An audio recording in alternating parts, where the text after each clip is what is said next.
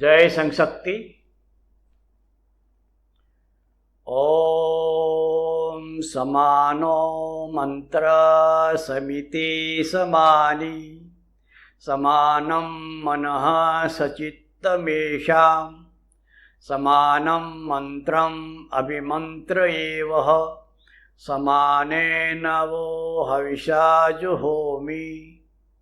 સૌના વિચાર સમાન હો, ચિત્ત મનથી સૌ એક હો, જ્ઞાન સૌને સમાન આપો, સમાન સૌના સત્કાર હો. પૂજ્ય તનસીજીએ લખેલ ગીતા અને સમાજ સેવાના પ્રકરણ 7ની આપણે ચર્ચા કરી રહ્યા છીએ. વર્ણ વ્યવસ્થા એ આ 7મા પ્રકરણનું શીર્ષક છે. ગયા કાર્યક્રમમાં વર્ણ વ્યવસ્થા વિશે કશું આપણે કહી ન શક્યા, પણ એનો બેકગ્રાઉન્ડ જેને કહેવાય કે ભાઈ આ વર્ણ વ્યવસ્થા કઈ રીતે આવી, શું કામ એની જરૂર પડી, એ અંગે થોડીક ચર્ચા કરવા માટે આપણે કે વ્યક્તિ એ વિચિત્ર પ્રાણી છે. ઈશ્વરની રચના હોવા છતાં તે વિચિત્ર છે, પરિવર્તનશીલ છે, ગતિશીલ છે. એટલે આપણે એ સમસ્યાઓ નાની મોટી પેદા કરતા જઈએ છીએ. આ સમસ્યાઓનો ઉકેલવા માટે થઈને આપણે ભારતીયોએ જ પ્રયત્ન કર્યા છે એવો નથી. જેને પૂજ્ય તનસી સાહેબ અનાર્ય શબ્દ લખ્યો છે, એટલે પશ્ચિમની પરંપરા, ત્યાં પણ પ્રયત્ન થયા છે. ત્યાં એકબીજાના સ્વાર્થને રોકવા, વ્યક્તિવાદને દૂર કરવા, બધા શાંતિથી જીવે અને બીજાને જીવવા દે, આ માટે થઈને એમણે સંસ્થાઓ સ્થાપી. એમાં અમુક અંશે સફળ પણ થયા.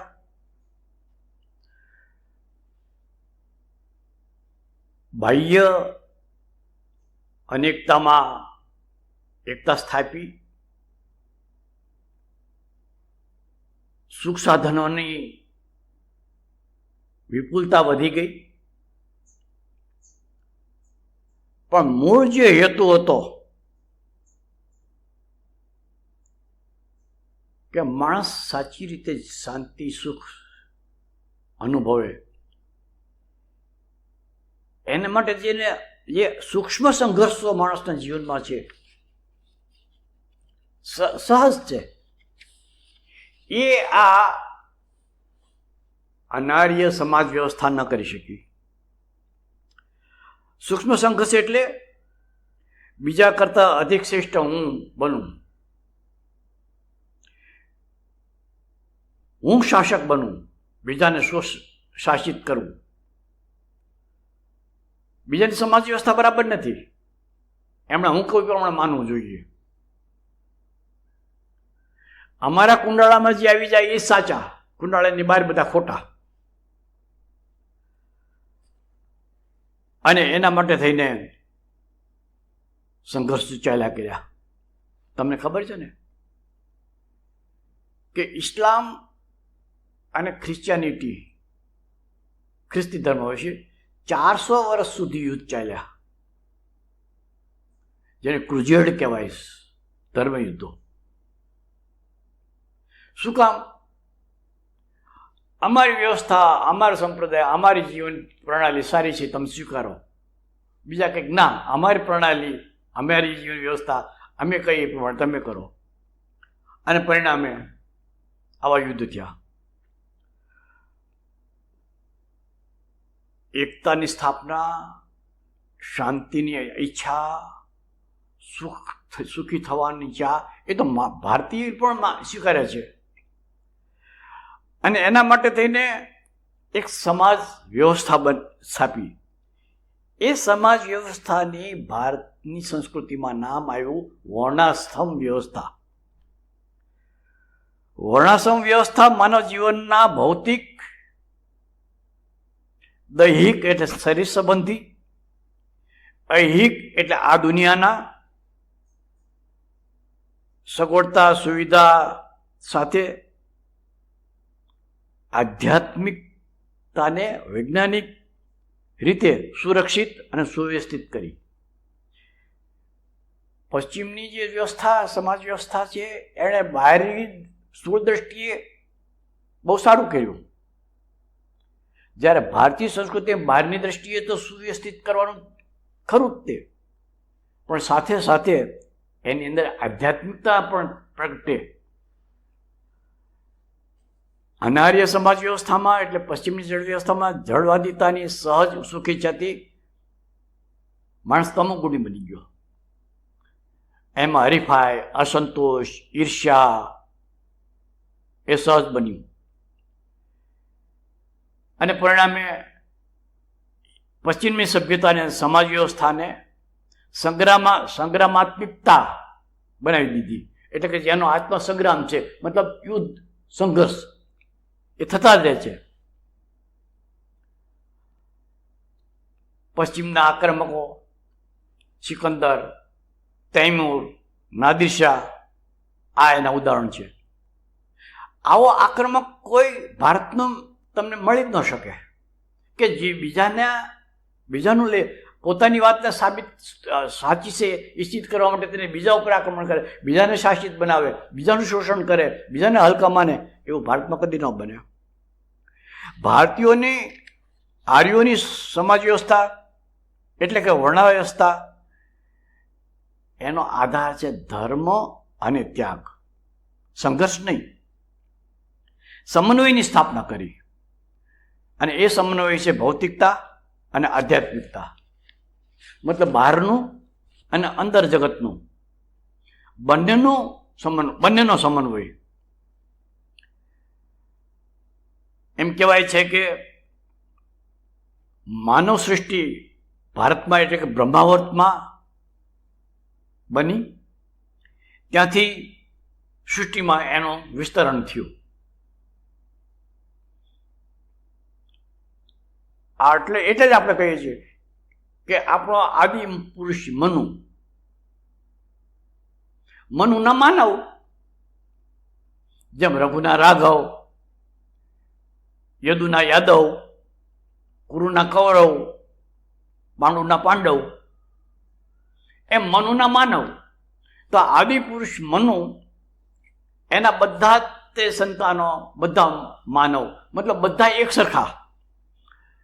મૂળ તો બધા આપણે બધા આખી દુનિયાના બધા એક જ છીએ, પરંતુ વાતાવરણ, રંગ, એને કારણે રંગ બદલાયા, રૂપ બદલાયા, ભિન્નતાઓ, અને પછી ભારત સાથેનો સંપર્ક ઘટી ગયો.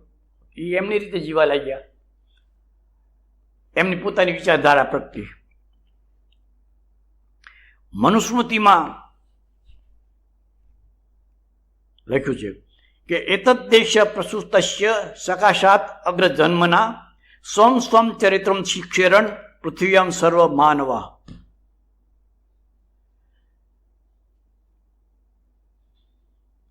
જે આગળ જન્મેલા છે, એટલે કે જે વિદ્વાનો છે, શ્રેષ્ઠ માણસો છે,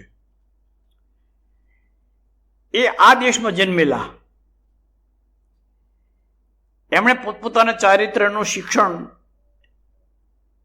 મારે કઈ રીતે સાચી રીતે હું માણસ બનું, એ આવા મહાન પુરુષો પાસેથી દુનિયાએ શીખવું જોઈએ.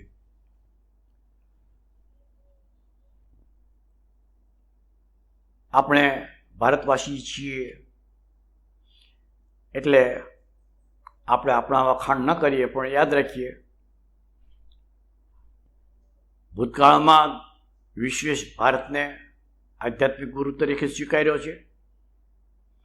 આજે પણ ધીરે ધીરે પરિસ્થિતિ એવી આવી જાય છે કે સુખ શાંતિ માટે થઈને ભારત તરફ લોકોની નજર આવે છે. તમે જુઓ, પશ્ચિમની જે ભૌતિક સંપત્તિ છે, વૈજ્ઞાનિક શોધો, એ માણસને શાંતિ નથી આપી શક્યા. મૂળ હેતુ તો શાંતિ નહોતો. પારિવારિક જીવન અશાંત, સામાજિક અસ્થિરતા, પરિણામે મનુષ્યને જે અંદરની ચાહ છે કે હું શાંતિથી જીવું તો કરો, અને ક્યાંય નથી થતું ત્યારે એમની નજર ભારત તરફ જઈશ કે ત્યાં સુખ શાંતિ છે. અને એટલે તમે જુઓ, તીર્થસ્થાનોમાં અનેક જગ્યાઓએ પશ્ચિમના ટોળા પશ્ચિમના લોકોના તમને જોવા મળશે. શું કામ અહીં આવે છે? જ્યાં એમને જે નથી મળતું ત્યાં એ અહીંયા એમને મેળવવાની એમને આશા છે. મળે જ છે એવું કોઈ ખાતરી નહીં, ચેતરાય પણ છે. ખોટા માણસો એમને મળી જાય છે, પણ એમની ચાહ છે મળશે તો ભારતમાં મળશે. આવું વર્ણ વ્યવસ્થાનું જે એક ચિત્ર ભારતે સર્જ્યું,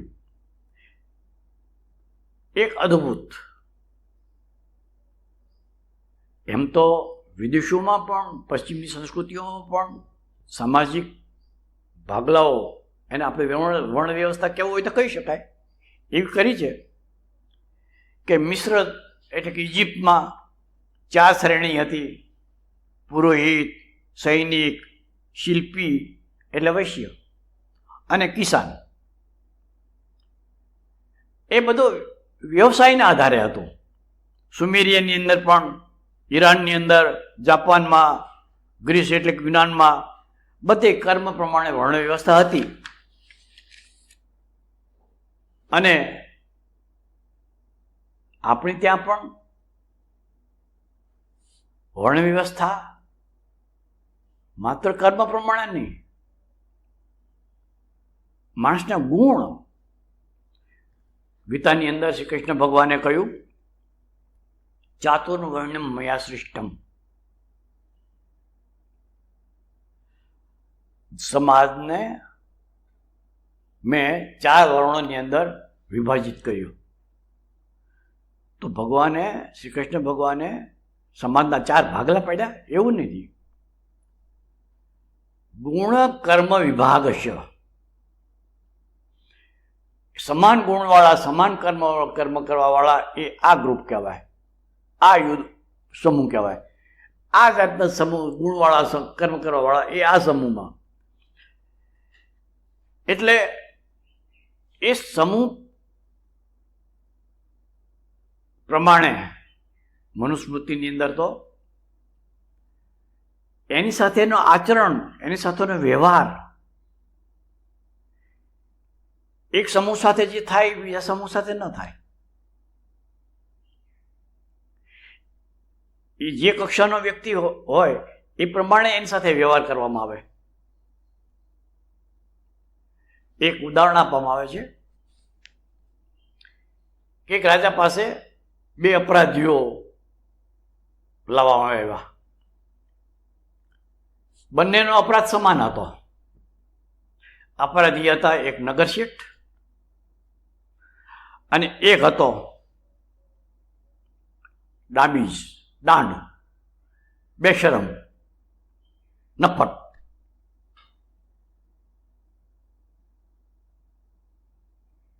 રાજાએ ન્યાય કર્યો. નગર શેઠને કહ્યું, શેઠ, તમે જઈ ઉઠીને આવું કર્યું, જાઓ જાઓ. નગર શેઠ માથું નીચું કરીને ચાલી ગયા. પેલો જે દાંડ હતો હરામખોર, રાજાએ કહ્યું કે આને ગધેડા પર બેસી, મોઢે મીસ ચોપડી, માથે તોલો કરી, ટકો કરી અને ગધેડા પર બેસીને આખા ગામમાં ફેરવો. રાજ દરબારીઓ જ્યાં બેઠા હતા ત્યાં અંદર એમને લાગ્યું કે રાજાએ ન્યાય ન કર્યો. એક જ સરખી ભૂલ, એક જ સરખો અપરાધ, અને દંડની અંદર આટલો બધો ભેદ. ગુપચુપ ગુપચુપ થતી હતી. રાજા સમજી ગયા. આણે કહ્યું કે તમારા મનની અંદર મારા ન્યાય વિશે કોઈ શંકા હશે કે મેં અન્યાય ન કર્યો, પણ તમે આનું પરિણામ જોઈ લો. નગર શેઠના ઘરે જાઓ, તમે ત્યાં જુઓ, અને પેલો ડામી જે છે, પેલો દાંડ, એના ઘરે જાઓ. નગર શેઠના ઘરે દરબારીઓનું એક ગ્રુપ જોયું ત્યાં વો કકડો ચાલતી હતી, બધા રડતા હતા કે શું થયું, કે નગર શેઠને લાગી આવ્યું અને એમણે આત્મહત્યા કરી લીધી. કે હું નગર શેઠ પ્રતિષ્ઠિત વ્યક્તિ અને મારાથી આવું થઈ ગયું. ગીતામાં શ્રી કૃષ્ણ ભગવાને કહ્યું છે ને કે સંભાવિત છે ચાકીર્તિ મરણાદતિ રુચ્યતે. જે સન્માનીય વ્યક્તિ છે એનાથી કોઈ નાની ભૂલ થઈ જાય અને લોકો એની બદનામી કરે, એ તો એને માટે તેને મૃત્યુ કરતા પણ વધારે ખરાબ છે. નગર શેઠ ગામનો પ્રતિષ્ઠિત વ્યક્તિ કોઈ સંજોગો વશત એક અપરાધ કર્યો, પશ્ચાતાપ થયો, રાજાએ એમ કીધું નગર શેઠ તમે આવું કર્યું, અને એ એટલું બધું એને લાગી આવ્યું, આત્મહત્યા કરી લીધી. અને એ જ વખતે પેલા બીજો ગ્રુપ ગયું હતું, પેલા બીજા ઓલાના ઘરે ગયા જ્યાં પેલો દાંડ, એ જ વખતે એની સવારી ત્યાં આવી. એની પત્નીએ કીધું આ શું, મોઢું કાળું, માથે ટકો, ગજડા ઉપર, હવે ગાંડી સાની માની બે મફતમાં આખા ગામની અંદર હું ફરી આવ્યો, લોકો બધાએ મારા દર્શન કર્યા. હવે આ નફટાઈની કોઈ હદ છે? ટૂંકમાં જે સમૂહ, જે સંસ્કાર છે, જેનું એક વર્ણ વ્યવસ્થા છે, એ વર્ણ વ્યવસ્થાની અંદર સંસ્કારી અને કુસંસ્કારી એ પ્રમાણે એના ગુણ કર્મ વિભાગ છે. આપણી વર્ણ વ્યવસ્થા છે. સૃષ્ટિ, સ્થિતિ અને પ્રલય, મતલબ જન્મ, જીવન અને મૃત્યુ એ કર્માધીન છે. કોનો ક્યાં જન્મ થવો જોઈએ, કેવું જીવન જીવવું જોઈએ, કેવી રીતે મરે, આ બધું એક જન્મને આધીન, કર્મને આધીન છે. કર્મના જન્મ અને જન્મના વર્ણ, એક ઈ પણ સૂત્ર છે કે જે તમે જેવા કર્મ કર્યા એ પ્રમાણે તમને એવા કુળની અંદર, એવા દેશની અંદર, એવા વાતાવરણની અંદર, એવા પરિવારમાં તમને જન્મ મળે. અને જે પરિવારમાં, જે દેશમાં, જે વાતાવરણમાં, કુળમાં જન્મે એ પ્રમાણે તમારો વર્ણ બને.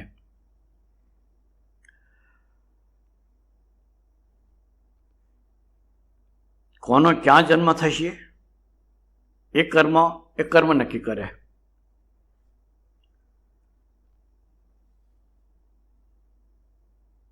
અર્જુનનો પ્રશ્ન એ હતો કે જે સાધના કરે છે, યોગ કરે છે, સંસારિક સુખો છોડી દીધા, ભોગવૃત્તિ દબાવી દીધી, પણ યોગ સાધના પૂરી ન થઈ, જે માટે તેની યોગ સાધના કરી, તે સંસારનો ત્યાગ કર્યો તો, ભોગવૃત્તિ છોડી દીધી હતી, એ ઈશ્વર પ્રાપ્ત ન થયા. તો ન તો સંસારિક સુખ ભોગવી ગયો, ન ઈશ્વર પ્રાપ્ત થઈ શક્યા. તો આની સ્થિતિ શું થાય? શ્રી કૃષ્ણ ભગવાન શ્રી કૃષ્ણ ભગવાને બહુ સ્પષ્ટ જવાબ આપ્યો, કોઈ ચિંતા કરવાની જરૂર નથી. શુચિનામ શ્રીમતામ ગેહે યોગ ભ્રષ્ટ અભિજાયતે.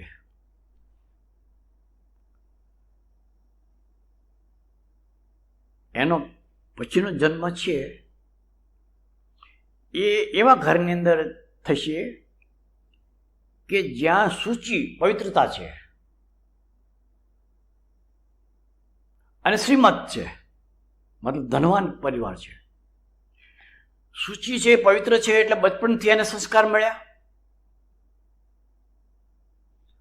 સૂચિ અને શ્રીમંત છે એટલે એને મજૂરી કરવા માટે થઈને ક્યાંય જવું ન પડે. એ પોતાની સાધનામાં આગળ વધી અને પૂર્ણતાને પ્રાપ્ત થઈ શકે છે. આપણે સમજી લેવું જોઈએ કે આપણું વર્તમાન જીવન, આપણે વર્ણાશ્રમની વાત કરીએ છીએ તો ક્ષત્રિય તરીકે આપણે જન્મ મળ્યો એ કોઈ ભગવાનની ઈચ્છા છે એવું નથી. ભગવાનની કોઈ ઈચ્છા જ નથી હોતી.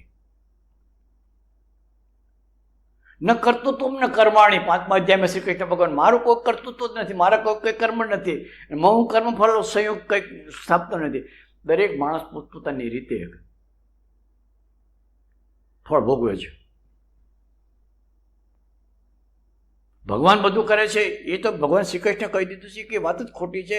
અજ્ઞાની માણસો, અજ્ઞાનના આવૃત્તમ જ્ઞાનમ તેન મુહ્યંતિ જંતુવ. આવું વાણું બોલનારા કે ભગવાન બધું કરશે, ભગવાન જેવી ઈચ્છા એ પ્રમાણે બધું થશે, આવું કહેનારાને ભગવાને અજ્ઞાની કીધા. સારા કર્મ કરો, તમારા હાથની વાત છે. ફળ સારું મળશે આ જન્મે, નહીં તો આવતા જન્મે. તો વર્તમાન જન્મ આપણું શ્રેષ્ઠ કુળમાં જન્મ થયો છે,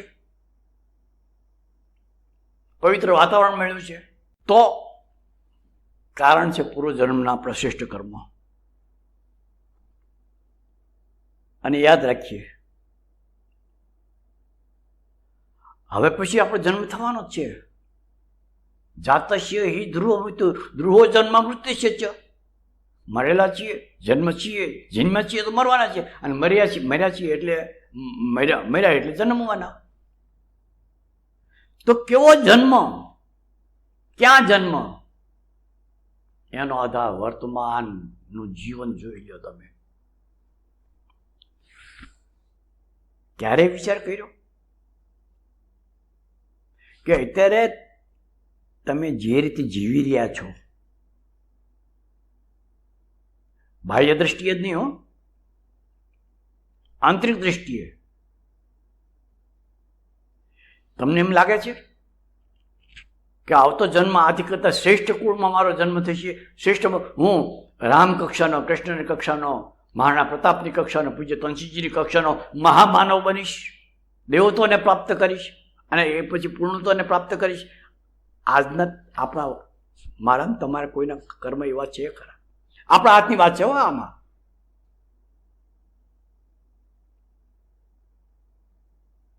વિચારવો જોઈએ ને.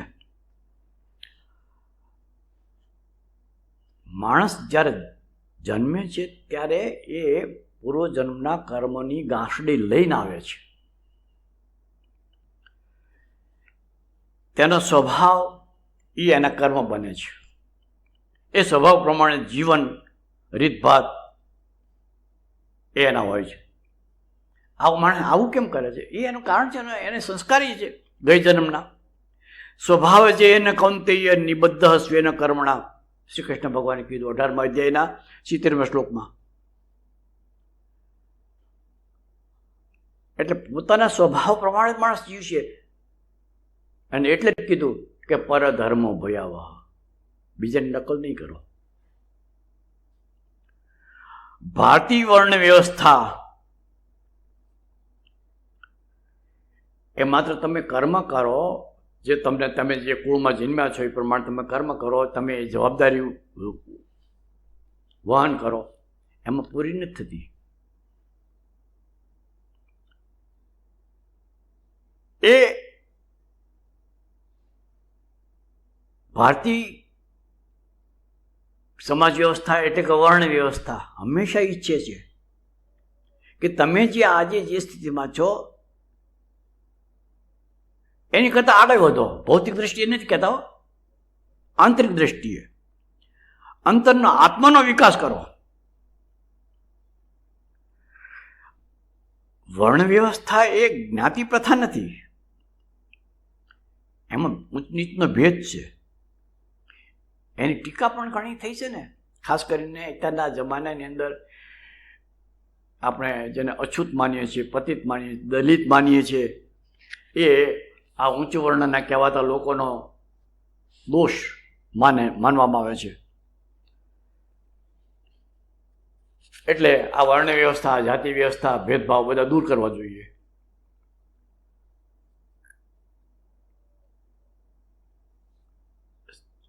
ચિંતકો એમ કહે છે, પૂજ્ય તનસીજી પણ એમ કહે છે, કોઈ વ્યવસ્થાની અંદર દોષ આવે તો એ વ્યવસ્થાને તોડી ફોડી નાખવાની, દોષ દૂર કરવો ને. દોષ શેમાં નથી? 18મા અધ્યાયના 48મા શ્લોકમાં શ્રી કૃષ્ણ ભગવાને કહ્યું કે સહજમ કર્મમ કૌંતેય સદૃશમ અપી ન ત્યજેત સર્વારંભા હિ દોષેણ ધૂમેન અગ્નિરીવ આવૃતા. અર્જુન, જે તારો સહજ કર્મ છે, ભલે એમાં દોષ હોય, દાખલા ક્ષત્રિયનો ધર્મ છે તો ક્ષત્રિય ધર્મનું પાલન કરવા માટે હિંસા કરવી પડે, તો હિંસા એ તો પાપ કહેવાય, અહિંસા પરમો ધર્મ કહેવાય. પણ ક્ષત્રિય તરીકેનું કાર્ય, ક્ષત્રિય તરીકેનું જીવન એ હિંસા કરવી પડે તો કરવામાં દોષ નહીં લાગે. કારણ શું છે કે સર્વારંભ દોષણ, બધા જ તે કાર્યો, કોઈ પણ કાર્ય એ જેમ અગ્નિ ધુમાડાથી છવાયેલો હોય છે, એ દરેક કાર્યની અંદર કોઈને કોઈ દોષ તો હોવાના જ. તે તો દોષ દૂર કરવાના, કર્મ ક્યાં દૂર કરવાના છે? ક્ષાત્ર ધર્મના છોડવાનું નથી. ક્ષાત્ર ધર્મમાં દોષ જે આવી ગયા હોય છે એને દૂર કરો ને. સ્વાર્થ આવ્યો, ભોગવૃત્તિ આવી, આતંકવાદ બનવાનો વિચાર આવ્યો, અન્યાય કર્યો, અનીતિ કરી, એ બધું દૂર કરો ને.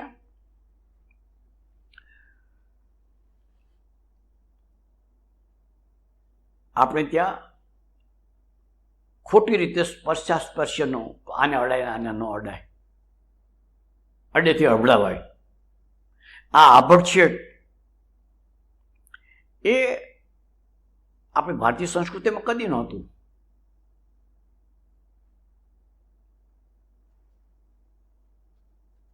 આ મધ્યકાળની અંદર કોઈની ટીકા નથી કરવી આપણે, પણ જે પોતાની જાતને શ્રેષ્ઠ માનતા હતા એમણે બીજાને હલકા માન્યા, અને હલકાની સાથે સંગમાં ન રહેવાય, એને અડાય નહીં, આપણે હલકા થઈ જઈએ.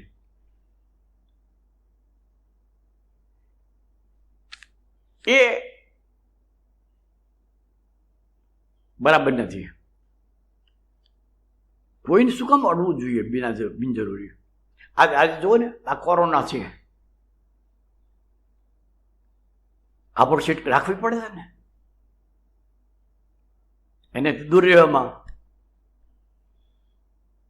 2 ગજ કી દૂરી હૈ બહુત જરૂરી. શા માટે આવું સૂત્ર આવ્યું? એટલે કોઈ હલકા વર્ણના છે માટે થઈને એ અસ્પૃશ્ય છે, એ માનવું એ તો મોટો દોષ છે, ભારતીય સંસ્કૃતિનું કલમ છે.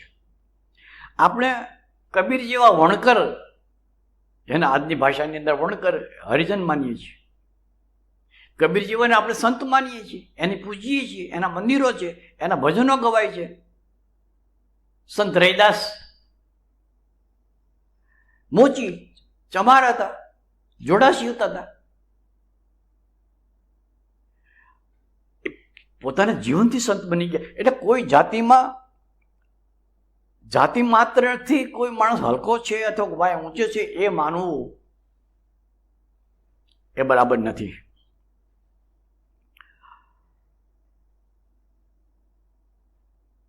પૂજ્ય તનસીજી એક ઉદાહરણ આપે છે. શ્રાવણ મહિનાનો આંધળો. શ્રાવણ મહિનો બધે લીલું લીલું હરિયાળી, અને એમાં એનો આંખ ગઈ. પછી જે પરિવર્તન આવી ગયું પ્રકૃતિમાં એને ખબર નથી, એટલે બધું એને એમ કે બધું લીલું લીલું જ છે. આપણે જે બધું સારું જ હતું અને આજે એમાં જે બગાડો થયો છે એ વચ્ચેનો ભેદ સમજી લેવો જોઈએ.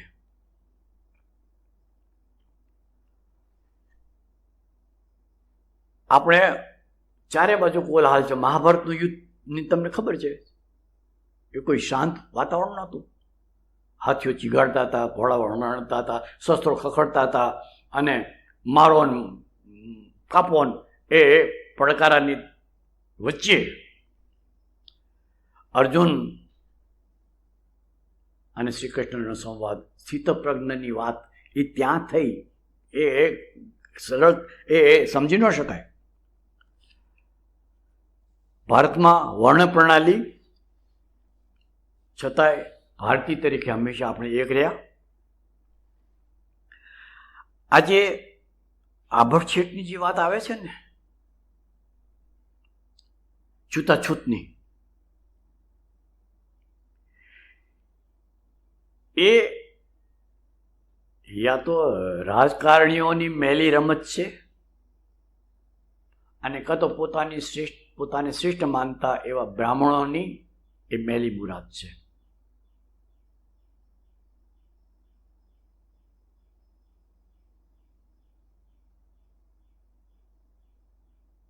એક દાખલો આપે છે પૂજ્ય તનસીજી. દક્ષિણ ભારતનું હૈદરાબાદ એનું એક ઉદાહરણ છે. ભારત સ્વતંત્ર થયું પછી મુખ્ય કામ હતું જે ભારતની અંદર અલગ અલગ રાજ્યો, રજવાડાઓ હતા, એનું વિલીનીકરણ કરવાનું. બધા ભારતમાં ભળી જાય અને આપણા રાજા મહારાજાઓ ભારતીય એકતાને અક્ષુણ રાખવા માટે થઈને પોતાના રાજ્ય એ ભારતમાં ભેળવી દીધા. હૈદરાબાદ એક એવો સ્ટેટ હતું કે જ્યાંનો નવાબ મુસલમાન, એણે પોતાની જાતને ભારતમાં મેળવવાની ના પાડી. અમે પાકિસ્તાન સાથે ભળશું. તો ત્યાંની પ્રજાની અંદર એક વિદ્રોહની ભાવના જગાવી નવાબની વિરુદ્ધ. તમે વિધર્મી છો ને તમે આવા છો ને તેવો છે, તમારે અહીંથી જવું જ જોઈએ, તમે કાં તો ભારતમાં ભળી જવાનું. અને બીજી બાજુ એ વખત આપણા ગૃહપ્રધાન સરદાર વલ્લભભાઈ પટેલ, એમણે લશ્કર તૈનાત કરી દીધું. આ બાજુ પ્રજાની ભી, આ બાજુ લશ્કરની બીક, નવાબ શરણે આવી ગયો. આજે જે ધર્મનિરપેક્ષની વાત આવે છે, વર્ણ વ્યવસ્થા ધર્મનિરપેક્ષા બી એક વસ્તુ નથી, યાદ રાખજો. વર્ણ વ્યવસ્થાની અંદર છે કે દરેક પોતપોતાના ધર્મનું પાલન કરે. જ્યારે ધર્મ નિરપેક્ષ એટલે સેક્યુલર, જેને અંગ્રેજીમાં કહેવાય, નિરપેક્ષ એટલે ધર્મ સાથે કોઈ સંબંધ જ નહીં. આ ભારતના શાસકો એના મગજમાં શું કરી ગયું? ધર્મ વિહોણો માણસ, કોઈ સમાજ પોતાનો ધર્મ ચૂકી જાય, છોડી દે, ધર્મભ્રષ્ટ બને અને સુખ શાંતિ પ્રાપ્ત કરે, આવું કદી બને? પણ ધર્મની વર્ણ વ્યવસ્થાની જે અસલી જે માન્યતા હતી, એનું જે અસલી સ્વરૂપ હતું, એ આપણા સ્વતંત્રતા પછીના શાસકોને સમજાવી નહીં કે ભારતની સંસ્કૃતિનો આધાર જ સ્વધર્મ, સ્વકર્મ એ છે. પરિણામે એ ભારતને સેક્યુલર સ્ટેટ તરીકે માન્ય કર્યું. બધા ધર્મો, કોઈ ઊંચ નીચ નહીં, અને કોઈ સરકાર કોઈ ધર્મની નહીં. અને સરકાર એટલે માણસો, માણસોને કોઈ ધર્મ નહીં.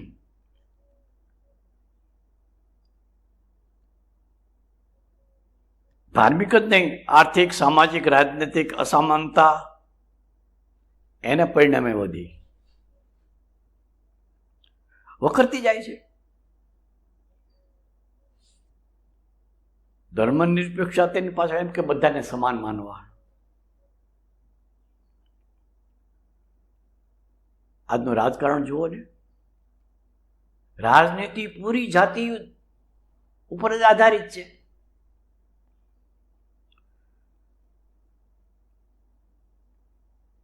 પરિણામે લોકોમાં સૌરાદ, વિજયતનસિંહે શબ્દ વાપર્યો છે, સુહૃદયતા. મારામાં જે ભાવના છે એ બીજાને પણ એવી ભાવના જાગે. પ્રેમની ભાવના, ત્યાગની ભાવના, મારાપણાની ભાવના એ આજે લગભગ ખતમ થવા લાગી. વ્યક્તિવાદ વકર્યો.